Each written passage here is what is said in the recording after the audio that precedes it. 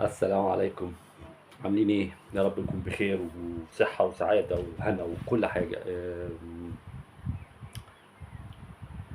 الكورة في مصر قبل الكورة طبعا. انا عودت نفسي ان احنا نتكلم عن غزة. آه، غزة اللي نسيناها. انا بدأت اتكلم في غزة لما لقيت ان الناس بدأت تنسى غزة. و- وبمنتهى الأمانة الكلام يعني مش إن أنا مثلا أتأمل إن الكلام بتاعنا إيهاب أو مسامح حضرتكم هيغير شيء. الموضوع أكبر من كده بكتير. اللي عايز يفهم الموضوع ماشي إزاي يشوف مثلا تصريحات الترومبا وهو بيكلم مثلا دولة كبيرة زي إيران، فما بالك بقطاع غزة الصغير المتناهي في الصغر، اللي بيحيط به كل المسلمين من جميع أنحاء العالم يعني. وبالتالي الكلام عن غزة كلام مؤلم. يعني في كتير جدا من الإخوة يقول لك إيه، يا عم اتكلم في حاجة مفيدة. أنا لو كلمت في حاجة مفيدة، واحد مش هتسمعني لأن أنت مليان خلاص. اتنين مفيش أي تأثير. يعني أصله برضه من العقل إن أنت لما تتكلم وعندك أمل حتى 1% إن يحصل تغيير ما أو حاجة. ف دعواتكم لاخواتنا في غزه، يعني عشان تدعي. مثلا تصلي بعد صلاه الفجر، مثلا حضرتك تقوم صلاه الفجر في جماعه كده وتدعو الله سبحانه وتعالى. لعله فينا رجل واحد، اللي النبي صلى الله عليه وسلم تحدث عنه قال: رب عبد اشعث اخبر. ولا ليه لازمه بالنسبه لك يا واحد يا ولا اي حاجه؟ لو اقسم على الله، يعني لو اقسم عليك يا ربي ان تنصر اهل غزه، لو اقسم على الله لابره، أي لأعطاه مسألة. يعني أدينا كمان بنتكلم في الدين. طيب، آه، ما يحدث في إيران مثلا يعني، لأنه باختصار شديد حضرتك جات لك فرصة، وكان الحرب فيها زخم كبير، وكان في حزب الله يعني مشترك. اليمن كانت فيها زخم، العراق كان فيها زخم.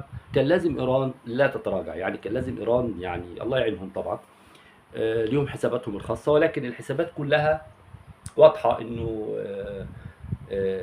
البعدة بياخدونا واحدة واحدة. يعني بياخدونا سيكة سيكة، حبة حبة، بياخدونا حتة حتة. واللي مش هيشترك النهارده هيشترك بكره، بس هيشترك بكره يعني ايه، مقهور مذلول. يعني مش عايز اتكلم تاني في المواضيع دي. بعد الكلمتين الحلوين دول يا ريت بقى تدونا اللايك لو سمحت. يعني طيب، كوره، خلينا في الكوره. خليك يا ابني تقف في الكوره، صدقني. حتى الكوره هزعلك بعد شويه. يعني حتى في الكوره هزعلك بعد شويه، لان مواضيع ال ال المراكز الكبيره اللي بتتحكم، يعني هنتكلم في عالم الملاكمه مثلا. ما تنساش اللايك لو سمحت. لايك لو سمحت بجد والله. انا عليا تقارير ما اعرفش ليه، ريبورتات. يمكن عشان كلامي بدا يخش في سكه غزه والدعاء انت عارف الكلام ده بيزعل يعني. بس بالله عليك اللايك، عشان والله بس يعني ايه، اتفتح نفسي. لما اتفتح نفسي هلعلع معاك. في عالم الملاكمه يقول لك ايه مثلا، وزن الديك، فاهم؟ وزن الديك، وزن الفرخه، وزن التعبان، وزن ليه ايه كلمه دي اللي هي الاوزان المتكافئه. يعني انا مبدئيا بحطك في حاله، بغض النظر عن امكانياتك الشخصيه وامكانيات الاخر الشخصيه، انا بحطك في تكافؤ فرص، في تكافؤ اوزان، فعشان ما تموتش يعني. مش هقول يجيبوا مثلا واحد وزن الفيل يلاعب وزن الفرخه، فانت فاهم بقى.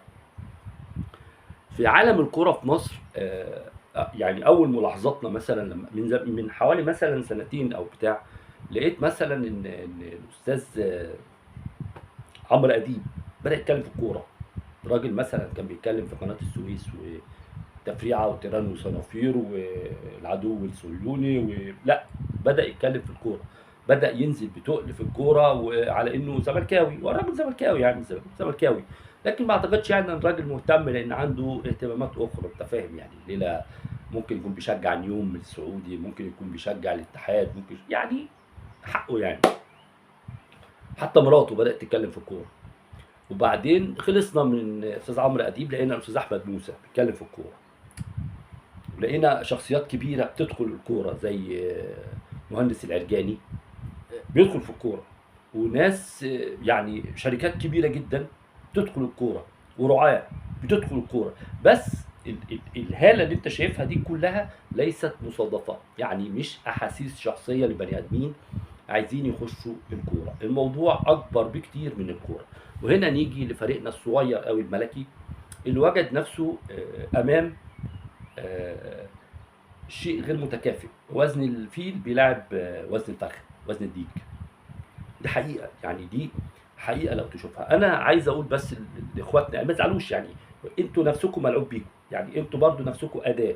انت مطلوب منك انت تحفل على الزملكاوي، الزملكاوي قريب مش هيلاقي حاجه يحفل بيها، لان المواضيع خرجت من اطار كره القدم الى اطر اخرى تماما. يعني ملناش دعوه، وصلت لفين مش عارف، بس هي فوق قوي. بس وصلت لفين انا مش عارف، مش عارف، وما كنتش اتمنى انها توصل هنا، لانه احنا في النهايه مش مطلوب مننا نتكلم في حاجات كتير.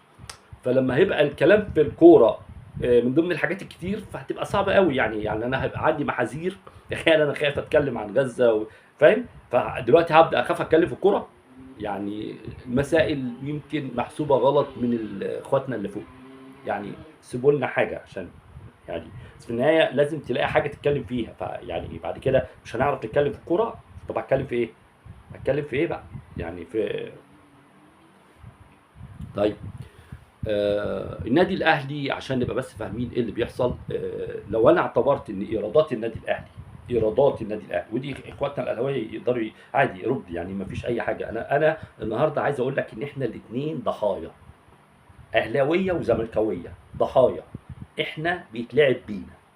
بس انا عايز اوضح لك حاجه، انا عايز اثبت لك آه، حاجه معينه، ان في كل انديه العالم اهم حاجه الميزانيه. يعني رئيس النادي ده راجل، او يعني تخيل انت رئيس نادي برايفت يعني خاص، عنده محاذير في انه يدفع كام. يعني فريق بريشا الايطالي انتهى خلاص، خلص. فريق بريشا ده كان فريق محترم، يعني فريق بريشا ده فريق يعني كان بيلعب فيه روبرتو باجيو. يعني عشان اوصل لك فريق روبرتو باجيو انتهى، ما بقاش في حاجه اسمها فريق بريشا في ايطاليا. ليه؟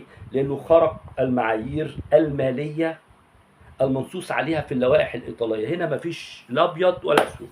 ليه الموضوع هيكبر؟ يعني الموضوع هيكبر قوي، مش لان ما فيش هنا فساد، في فساد يا فندم. بص، في ايطاليا في فساد. انا كان اخ لواء شرطه جميل قال لي: ايهاب انت بتحب ايطاليا قوي، يعني هي ايطاليا ما فيهاش فساد؟ لا لا يا فندم، في ازاي؟ وفي مكان في العالم ما فيهوش فساد؟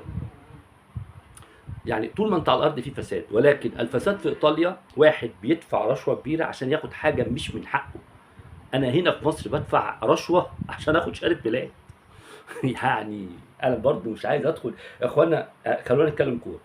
فلو انا حسبت ان النادي الاهلي الكبير، خلاص والله، النادي الاهلي الكبير عنده السنه اللي فاتت عنده ايرادات، ودي ما حصلتش ومش هتحصل، وشوف ما واحسبوها لي زي ما انتوا عايزين. عنده ايرادات 40 مليون دولار. هذه ال 40 مليون دولار لا تكفي نصف ما يحتاجه الاهلي النهارده. ومع ذلك الدنيا شغاله، الراجل عمال يجيب صفقات بين رمضان، بين شعبان، بين شرقي، بين زليخه، بين عزيزه، بين تن. يعني الراجل مش بيفكر في الفلوس، ما فيش بكام. يعني زيزو ما في تعال يا عم، انا عايز، تعال انت وابوك وامك، تعال انت وهات العيله كل واحد نقبله. فالموضوع لو انا حسبتها 40 مليون دولار كدخل للنادي الاهلي، يعني تقريبا 2 مليار جنيه.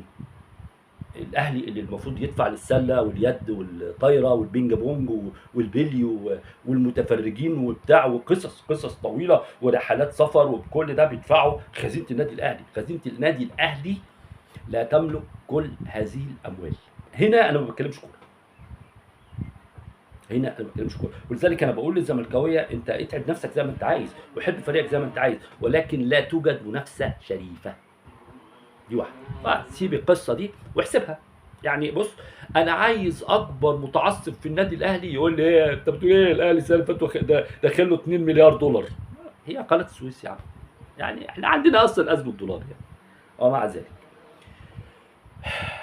النادي، انا مش قادر اتكلم على الزمالك، لان الزمالك يبدو انه في سحابه فوقه بتقول له افضل كده.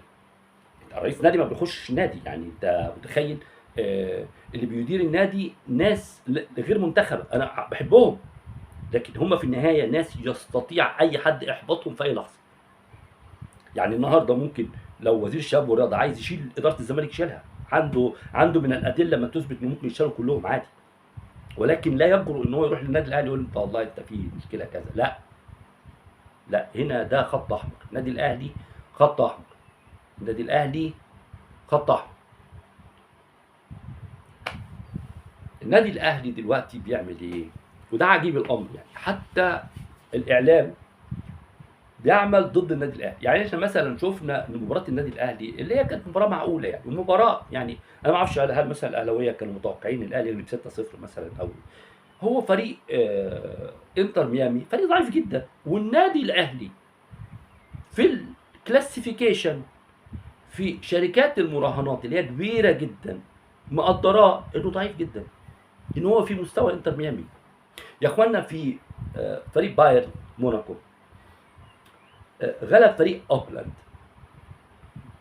فاهم؟ الفرق اللي احنا بنلعبها اللي النادي الاهلي بيلعبها عشان يتاهل للمباراه اللي بعديها، اللي هو عشان يلاعب مثلا فريق البرازيلي اللي هيلعبه فيلومينسي او باشوكا. يعني النادي الاهلي بيلاعب اوكلاند ده عشان يأهله ان هو يلعب مع باشوكا، فاحنا بنلاعب اوكلاند بنغلبهم 2-1 1-0 مش عارف ايه، فاهم؟ عشان نلاعب باشوكا اللي بيغلبنا مرتين. ففي ناخد بالنا بس ان ايه الاستمراريه معناها انه ده الواقع، يعني مش مفاجاه. يعني باشوكا النهارده لو لعب النادي الاهلي الاهلاويه نفسهم هيقول لك ايه؟ هنتغلب. يعني خلاص، يعني الزمالك النهارده لو بيلاعب بيراميدز خلاص انا بقى عندي قناعه ان بيراميدز هيغلبني. ليه؟ في استمراريه في الفوز. المصري دلوقتي في اخر 10 مباريات مع الزمالك احنا ما بنكسبش. معنى كده ايه؟ ان الماتش ده ماتش صعب، وان الماتش ده مؤهل ان انا ما اكسبش او ما اتعادلش، اخسر. ففريق اوكلاند اللي النادي الاهلي بيتاهل على حسابه اتغلب 10-0، واتغلب 10-0 بسهوله. يعني اللي هو ايه؟ مش ان مثلا، يعني انا دايما اقول ايه؟ لو ان مثلا فريق بايرن موناكو لو مش كلاسيفيكيتد، يعني زي اتلتيكو مدريد اتغلب 4-0، تخيل اتلتيكو مدريد اللي بيتغلب 4-0 ده لو لعب الاهلي، واللجنه المنظمه قالت لي اتلتيكو مدريد انت عشان تتاهل الدور الثاني لازم تغلب الاهلي 6-0، هيغلب 12. ده مش لانه الاهلي، حتى لو الزمالك بيلعب، لان احنا ما عندناش فرق كره قدم. اللي انتم شايفينه ده بروباجندا، ولذلك النادي الاهلي يعلم انه لن يحقق اي شيء في البطوله، ولذلك راح 11 يوم قبليها ياخد اعلام شو، فاهم؟ واو الاهلي، احنا الاهلي وزيزو وامام عاشور وبص كل ده ما كانش لكاس العالم، كان لمصر. يعني كل اللي النادي الاهلي عارفه وعامل حسابه وانه هيلعب وانه هيتغلب وانه يعني بص، يعني رأفة بالاهلي يخرج من دور المجموعات، يعني رأفة بالاهلي. ليه؟ لان بعد كده في انت عارف اللي هو ايه ظلام المجرات، شفت الثقب الاسود؟ في حته لو رحتها يعني ايه، يعني اينشتاين بيقول لك هتشوف نفسك من وراه. اه والله، قوانين النسبيه بتقول انت لو دخلت ثقب اسود من سرعتك، سرعه الدوران، هتشوف نفسك قدامك، فالاهلي هيشوف نفسه قدامه. ولا ضد الاهلي ابدا، اي فريق مصري مستوانا في كره القدم لا يؤهلنا ان احنا نلعب غير مع اوكلاند اللي اتغلب 10-0. فاهم؟ فريق اتلتيكو مدريد مش عشان الاهلي يبقى يعني، لان لما انت تسمع مثلا سيف زاهر او اخونا فايق اللذيذ ده الجميل اللي جاي من MBC، جاي من السعوديه، فجاي من السعوديه مش بيهتم حتى بالفرق السعوديه اللي بتلعب. يعني المفترض انه يهتم شويه بالفرق السعوديه، لان اكل عيشه سعودي، فلوس ريالات مش جنيه مصري. فجاي يتكلم عن الاهلي والاهلي الكبير، الاهلي الاهلي ايه؟ صاحب الشغلانه. شغلانه ايه؟ صاحب الشغلانه يا ابني في مصر مع انبي وبتاع، حتى مش مع الزمالك. يعني صاحب الشغلانه ده مع الزمالك بقاله سنتين دلوقتي بياخد على قفاه. صاحب الشغلانه مع سان داونز ما بيشوفهاش، ما بيعرفهاش، ما يفهمهاش. فصاحب شغلانه ايه؟ صاحب الشغلانه مع مين؟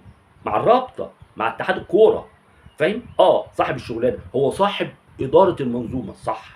النادي الاهلي يملك الرابطه المصريه، صح يا ابني. النادي الاهلي بيعيد انتخاب فرد كده، خد يد انت وهو تعالى امضي للاستاذ احمد بتنجانه عشان يبقى يفضل رئيسا للرابطه المصريه. حصل. النادي الاهلي بيقول السنه دي مفيش هبوط. فين في العالم؟ فين في مدغشقر بيحصل كده؟ ف اللي جاي مش كويس اللي جاي، ومحدش مهتم بالكوره اصلا يعني يا اخوانا، منتخب مصر مش عايز يلعب كوره، منتخب مصر مش عايز يلعب، ومش حسام حسن.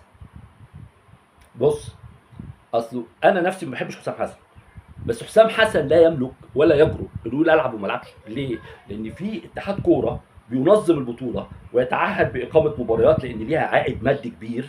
هياخد من الكاميرون او هياخد من الفيفا او هياخد من، يلعب ماتش في السعوديه ياخد له 2 مليون دولار ولا بتاع. فحسام حسن لا يجرؤ ابدا ان هو يقول مش هلعب، لكن اتحاد الكوره يعلم ان في مصر ما عندناش كوره تجابه مدغشقر.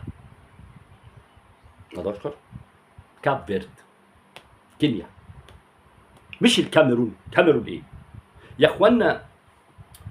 الفرق في افريقيا بطلت تلعب كوره، ما بقاش في فريق كوره قوي يا اخوانا. الاهلي بيكسب لسبب بسيط، الافارقه 16 17 18 19 سنه بيلعبوا في بره، فاهم؟ مش عايز يلعب الاهلي والزمالك وبتاع. الوداد المغربي انتهى، فاهم؟ هتشوف الوداد المغربي مش قوي، يظل العين الاماراتي يمكن عليه العين شويه، فاهم؟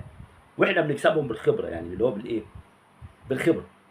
فالكوره في مصر، انا بقول لاخواتي الزملكاويه اهدوا اهدوا، هي مش كوره، هي مش كوره، هي مش.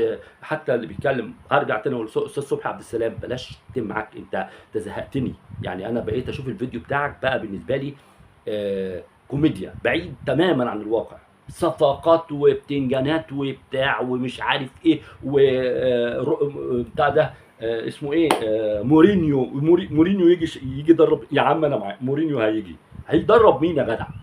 مورينيو ده لما تديله مصطفى شلبي هيجي له سكته قلبيه، هينهار، فاهم؟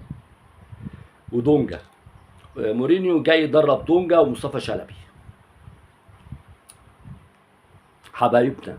والله العظيم انا بحب اتكلم معاكم، بحب اتكلم والله مع الاهلاويه يعني. ساعات بيجي لي ردود من الاهلاويه كده غريبه، بس انا يعني هي دي حالنا في مصر يعني. انا وانت مضحوك علينا، احنا دي مش كوره، دي مش كوره. الكوره شيء مختلف، الكوره بطولات واتحادات قويه واحتراف، ولاعب عارف حقوقه، ولاعب عارف واجباته، ولاعب عارف هيجي التدريب امتى. مفيش حاجه اسمها لاعب ما يجيش، مفيش حاجه اسمها واحد يقعد شهرين ما يخشش النادي وقال ايه طالب ضمانات امنيه. ليه يا ابني؟ انت برلسكوني، انت ترامب. صباح الفل.